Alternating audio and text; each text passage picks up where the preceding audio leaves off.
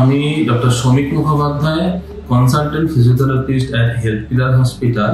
আমাদের দৈনন্দিন জীবনে মোস্টলি কমন রোগ হচ্ছে লো ব্যাক পেন। এই লো ব্যাক পেনের মধ্যে আমাদের অনেকগুলো টাইপ আছে, তার মধ্যে সবচেয়ে কমন হচ্ছে লাম্বার স্পন্ডাইলাইটিস। এই লাম্বার স্পন্ডাইলাইটিস হলে কি হয়, দুটো ভার্টিব্রার মধ্যে ডিস্ক স্পেসটা কমে যায়। ওর যে মাঝে যে একটা ইন্টারভার্টিব্রাল ডিস্ক থাকে সেটা বাইরের দিকে বেরিয়ে আসে।